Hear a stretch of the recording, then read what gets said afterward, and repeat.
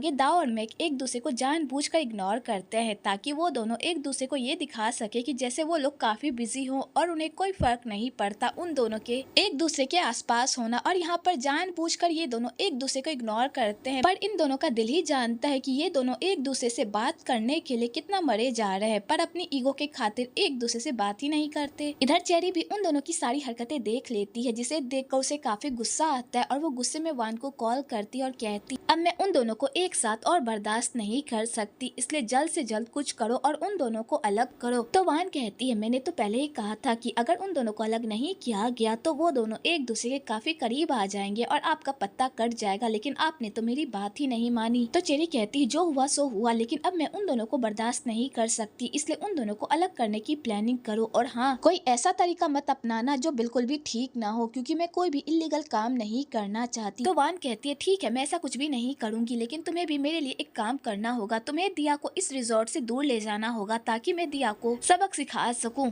तो चेरी कहती है, ठीक है। दूसरी तरफ रोनी अपनी नई लड़की के साथ गुलछर्रे उड़ा रहा होता है कि तभी उसकी नजर वान पर पड़ जाती है, जिसे देखकर वो पूरी तरह से हैरान हो जाता है कि आखिरकार वान यहाँ पर क्या कर रही है, कहीं वो दिया को फिर से नुकसान पहुँचाने की कोशिश तो नहीं कर रही। दूसरी तरफ ग्रैंडमा की तबीयत बहुत ही खराब हो जाती है, तो यहाँ पर मान के पेरेंट्स ग्रैंडमा को अपना इलाज करवाने को कहते हैं, पर ग्रैंडमा अपना इलाज करवाने से मना कर देती है, क्योंकि ग्रैंडमा को पता होता है कि उनका कैंसर लास्ट स्टेज पर है और कोई भी इलाज अब उन्हें नहीं बचा सकता, जिस वजह से मान की मॉम काफी रोने लगती है। तो ग्रैंडमा कहती है, पागल तुम क्यों रो रही हो, आज न कल सबको जाना ही है और मेरा जाना इस तरह लिखा हुआ है तो इसे कोई भी नहीं टाल सकता। मुझे तो इस बात की खुशी है कि मेरे जाने से पहले मेरी प्रिया को इतना अच्छा ससुराल मिला, इतना अच्छा पति मिला जो उसका पूरी जिंदगी अच्छे से ख्याल रखेगा, और मेरे लिए इतना ही काफी है चैन से मरने के लिए। तो मान की मॉम यहाँ पर ग्रैंडमा को कहती है, ग्रैंडमा आप ऐसी बातें क्यों करती है, आप इतनी जल्दी नहीं जा सकती, अभी तो आपको बहुत जीना है, मान और प्रिया के बच्चों के साथ खेलना है, आप इतनी जल्दी नहीं जा सकती। और यहाँ पर मान की मॉम काफी इमोशनल हो जाती है। आगे ग्रैंडमा सीधा चेरी को कॉल करती है ताकि वो चेरी को अपनी जमीन बेच सके। जैसे ही चेरी ग्रैंडमा की जमीन खरीद लेगी तो वो जमीन पूरी तरह से हाईलाइट हो जाएगी और कोई भी बदमाश बाद में आकर यहाँ पर कोई तमाशा नहीं कर पाएगा, और अगर ऐसा कुछ हुआ तो चेरी उसे अच्छे से हैंडल कर लेगी, क्योंकि वो एक्ट्रेस है और बहुत सारे लोग उसके सपोर्ट में है, इसलिए ग्रैंडमा अपनी जमीन चेरी को बेचना चाहती है।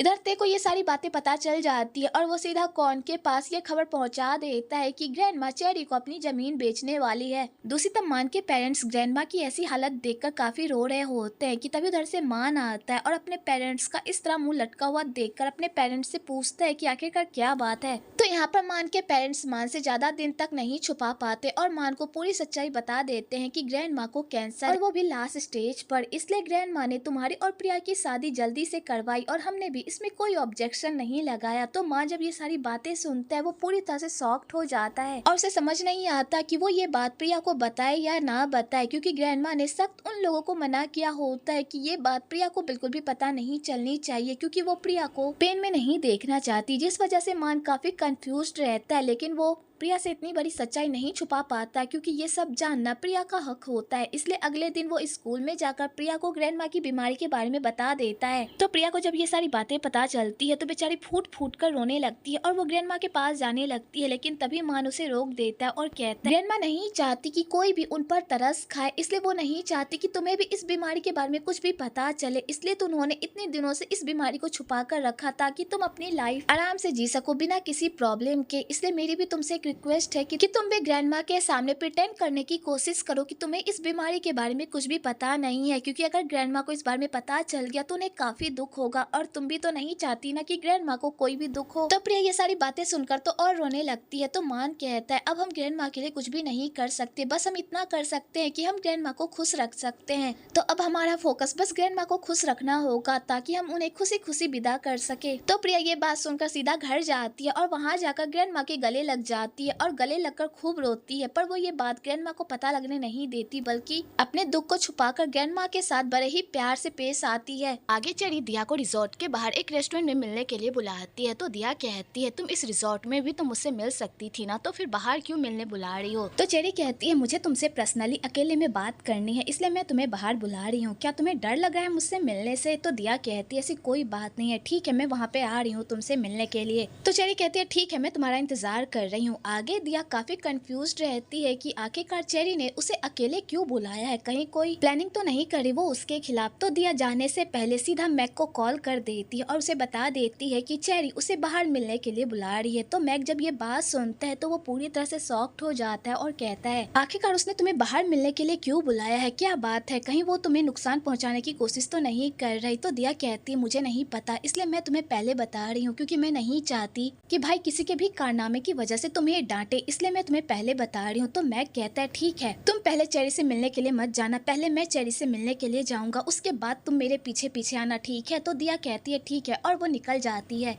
इधर रेस्टोरेंट में चेरी दिया का इंतजार कर रही होती है कि तभी वहाँ पर दिया के बजाय मैक आ जाता है, जिसे देखकर तो चेरी के होश ही उड़ जाते हैं। तो वो कहती है दिया ने तुम्हें सब कुछ बता दिया ना कि मैंने उसे मिलने के लिए बुलाया है, इसलिए उसने तुम्हें यहाँ पर भेजा है। तो मैक कहता है चेरी आखिरकार तुम दिया के साथ क्या करने की कोशिश कर रही हो, क्या तुम उसे हर्ट करने की कोशिश कर रही हो, अगर तुमने ऐसा कुछ भी किया तो याद रखना मैं तुम्हें माफ नहीं करूंगा। तो चेरी कहती है तुम्हारा दिमाग खराब हो गया, मैं दिया को हर्ट क्यों करूंगी, मैंने यहाँ पर दिया को इसलिए बुलाया है क्योंकि मैं उससे अकेले में बात करना चाहती थी, इसलिए मैंने उसे इस रेस्टोरेंट में बुलाया है, इसके अलावा मेरा कोई और इरादा नहीं था, मैं बस दिया से तुम्हारे लेकर सारी बातों को क्लियर करना चाहती थी, इसलिए मैंने उसे यहाँ पर बुलाया था। लेकिन दिया की जगह तुम यहाँ पर आए हो, इसका मतलब तुम्हें दिया की काफी फिक्र है, इसलिए मैं तुमसे डायरेक्टली एक सवाल पूछना चाहती हूँ, क्या तुम दिया को सच में प्यार करते हो। तो यहाँ पर मैक चेरी से झूठ नहीं बोल पाता और उसे बता देता है कि वो दिया से बहुत प्यार करता है, भले ही दिया मुझसे प्यार ना करती हो, मेरे प्यार का मजाक उड़ाती हो, लेकिन फिर भी मैं उससे प्यार करता हूँ और उसके अलावा मैं किसी और से कभी भी प्यार नहीं करूंगा। और यहाँ पर फाइनली मैक चेरी को रिजेक्ट कर देता है और चेरी के सामने अपने प्यार को कबूल कर लेता है कि वो दिया से बहुत प्यार करता है, जिसे सुनकर तो चेरी के होश ही उड़ जाते हैं और उसे एहसास हो जाता है कि चाहे वो कितनी भी कोशिश कर ले पर वो मैक के दिल में अपने लिए जगह नहीं बना सकती। दूसरी वान दिया को चोट पहुंचाने के लिए एक बंदा हायर करती है ताकि वो बंदा दिया का एक्सीडेंट करके उसके हाथ पैर तोड़ दे और इस बारे में किसी को कुछ पता भी ना चले और सबको ऐसा लगे कि दिया का एक्सीडेंट हुआ है। इधर दिया भी उस रेस्टोरेंट में आ जाती है और वो अंदर जा ही रही होती है कि तभी वो बंदा उसका एक्सीडेंट करने वाला होता है, लेकिन सही टाइम पर मैक आ जाता है और वो दिया की जान बचा लेता है, लेकिन इस चक्कर में बेचारे की हालत पंचर हो जाती है और उसे काफी चोट भी लग जाती है, जिसे देखकर तो दिया काफी परेशान हो जाती है और वो फूट फूट कर रोने लगती है। इधर चेरी जब मैक का एक्सीडेंट देखती है तो वो काफी शॉक्ड हो जाती है क्योंकि उसने कभी भी मैक का बुरा नहीं सोचा होता, पर इस कारनामे में कहीं ना कहीं उसका भी हाथ होता है, जिस वजह से वो काफी डर जाती है और रिजॉर्ट छोड़कर जाने लगती है ताकि किसी को भी उस पर शक ना हो और वो आराम से यहाँ से निकल जाए। लेकिन तभी वहाँ पर रोनी आ जाता है और वो चेरी को देख लेता है, तो वो जिया को बता देता है कि आज दिया के साथ जो भी हुआ मुझे लगता है कि उन सब में चेरी और वान का ही हाथ है, क्योंकि मैंने वान को कुछ देर पहले ही इस रिजॉर्ट में देखा था, मुझे लगता है कि ये दोनों मिलकर दिया को नुकसान पहुंचाने की कोशिश कर रहे हैं। तो जिया जब ये सारी बातें सुनती है उसके तो होश ही उड़ जाते हैं। दूसरी तरफ मैक का हॉस्पिटल में इलाज चल रहा होता है कि तभी वहाँ पर मीर आ जाता है और दिया से पूछता है तुम्हें ज्यादा चोट तो नहीं लगी। तो दिया कहती है मुझे चोट नहीं लगी भाई, बल्कि मैक को लगी है, उसने मेरी जान बचाने के चक्कर में खुद की जान को खतरे में डाल दिया। तो मीर जब ये सारी बातें सुनता है तो वो काफी हैरान हो जाता है और वो दिया को कहता है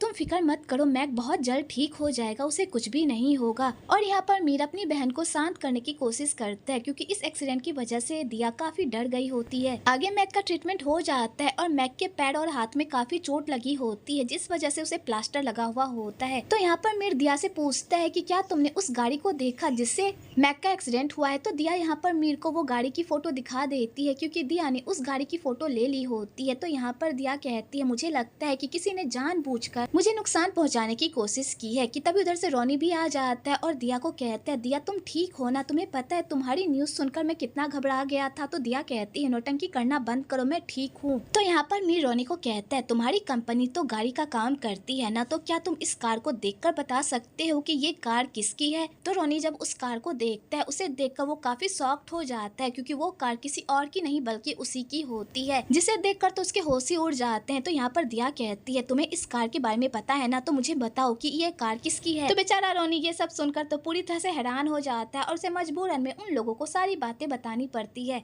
दूसरी तरफ प्रिया ग्रैंडमा के साथ ज्यादा से ज्यादा टाइम स्पेंड करती है और उनका बहुत ही अच्छे से ख्याल रखती है। तो यहाँ पर मान ग्रैंडमा का और अच्छे से ख्याल रखने के लिए प्रिया को ग्रैंडमा के पास छोड़ देता है और ग्रैंडमा को ये कहता है कि मुझे कॉलेज के बहुत सारे नोट बनाने हैं, जिस वजह से मैं काफी बिजी हूँ और मैं प्रिया को टाइम भी नहीं दे पाऊंगा, इसलिए मैं चाहता हूँ कि प्रिया कुछ दिन आपके साथ रहे ताकि वो अकेला फील ना करे। तो ग्रैंडमा कहती है भी कोई कहने की बात है, कोई बात नहीं, तुम अपना काम आराम से करो, तब तक प्रिया मेरे साथ रहेगी। और ग्रैंडमा ये कहकर उठकर वहाँ से चली जाती है क्योंकि ग्रैंडमा की तबीयत इतनी खराब होती है कि वो खाना भी अच्छे से नहीं खा पाती। और जब ये बात मान प्रिया को बताता है, ये बात जानकर प्रिया काफी सैड हो जाती है क्योंकि उसे ग्रैंडमा की ऐसी हालत नहीं देखी जाती और वो चाहकर भी ग्रैंडमा के लिए कुछ भी नहीं कर पा रही होती। आगे रोनी उस गुंडे को पकड़ लेता है और उसे पूछता है कि आज सुबह सुबह तुमने मेरी गाड़ी से जिस लड़की को ठोकने की कोशिश की, तुम्हें पता है वो लड़की कौन थी? वो मेरी दोस्त थी। तुम्हारी हिम्मत कैसे हुई मेरी दोस्त पर जानलेवा हमला करने की? बताओ तुम्हें ये सब करने को किसने कहा, किसने तुम्हें हायर किया? मुझे सच सच सब कुछ बता दो वरना मैं तुम्हें पुलिस के हवाले कर दूंगा। तो वो बंदा चुपचाप रोनी के सामने अपना मुंह खोल देता है और उसे बता देता है कि उसने ये सब कुछ वान के कहने पर किया है। दूसरी तरफ दिया मैक के होश में आने का इंतजार कर रही होती है कि तभी मैक को होश आ जाता है, जिसे देखकर दिया को राहत महसूस होती है। तो यहाँ पर दिया मैक को कहती है तुम्हारा भाई बार बार कॉल कर रहा है, तुम्हें उससे बात कर लेनी चाहिए वरना वो तुम्हारे लिए टेंशन लेगा। तो मैक कहता है तुम उसकी फिक्र मत करो, मैं उससे बाद में बात कर लूंगा। तो दिया कहती है अब तुम्हारी तबीयत बेहतर लग रही है इसलिए अब मैं घर वापस जा रही हूँ। तो मैक कहता है प्लीज अभी मत जाओ, कुछ देर मेरे पास रुको। तो दिया ये बात सुनकर काफी खुश हो जाती है पर वो मैक के सामने ऐसा दिखाती है कि जैसे वो उस पर एहसान कर रही हो, इसलिए वो मैक को कहती है तुमने आज मेरी जान बचाई है तो मैं तुम्हारी इतनी सी बात तो मान ही सकती हूँ, ठीक है मैं यहीं पर रहूंगी। इधर मीर अकेले लंच कर रहा होता है कि तभी वहाँ पर जिया अच्छे से रेडी होकर आती है। तो मीर जब दिया को इस तरह रेडी होकर देखता है तो वो उससे पूछता है कि तुम कहाँ जा रही हो इस तरह रेडी होकर? तो जिया कहती है ओफो मीर मैं तो तुम्हारे साथ ही लंच करने के लिए आई थी क्योंकि आज तुम्हारी बहन नहीं है ना तुम्हारे साथ लंच करने के लिए और तुम अकेला फील कर रहे होगे इसलिए मैं तुम्हें कंपनी देने के लिए आई थी। लेकिन तुम भी कितने बड़े बेवकूफ हो, यहाँ पर मेरी तारीफ करने के बजाय तुम मुझसे ये पूछ रहे हो कि मैं कहाँ जा रही हूँ। और ये कहकर जिया फिर से मीर के साथ फ्लर्ट करने लगती है जिसे देखकर मीर काफी शर्मा जाता है पर वो जिया के सामने प्रिटेंड नहीं करता, उल्टा उसे ये बताता है कि मैंने तुम्हें प्रमोट कर दिया, आज के बाद तुम सारे वीआईपी मेंबर्स को देखोगी और उन्हीं की देखभाल करोगी। तो जिया ये बात सुनकर काफी खुश हो जाती है क्योंकि अब उसे भी फील होने लगा होता है कि मीर के दिल में उसके लिए धीरे धीरे जगह बनने लगी है। कि तभी उधर से रोनी आता है और मीर को बताता है कि दिया पर जिसने हमला करवाया था वो कोई और नहीं बल्कि वान थी। ये बात सुनकर तो मीर के होश से उड़ जाते हैं। तो यहाँ पर रोनी सीधा वान को कॉल करता है और उसे कहता है कि तुमने दिया पर हमला करवाने की कोशिश क्यों की? तुम्हें पता है तुम्हारे इस कारनामे की वजह से तुम्हारे साथ क्या हो सकता है? शुक्र मनाओ कि अभी तक हमने पुलिस में रिपोर्ट नहीं लिखवाई है वरना अभी तुम सलाखों के पीछे होती। तो वान कहती है मैं क्यों सलाखों के पीछे होती, इन सब में मेरा कोई हाथ नहीं है। अगर तुम लोगों को किसी को पकड़ना ही है तो जाकर चेरी को पकड़ो क्योंकि ये सब चेरी ने करवाया है, मैंने नहीं, मेरा इन सब से कोई लेना देना नहीं है। और वान ये कहकर कॉल कट कर देती है और वो काफी डर भी जाती है कि कहीं वो लोग उसके खिलाफ पुलिस में रिपोर्ट न लिखवा दे। इधर में जब चेरी का नाम सुनता है तो उसे चेरी पर काफी गुस्सा आता है और वो कहता है मैंने दिया को समझाया था कि वो लड़की खतरनाक है, उससे दूर रहे, पर उसने मेरी बात नहीं मानी। तो यहाँ पर जिया मीर को समझाती है कि हम वान के कहने पर चेरी पर शक तो नहीं कर सकते, क्या पता वो अपना इल्जाम उस पर थोप रही हो खुद को बचाने के लिए।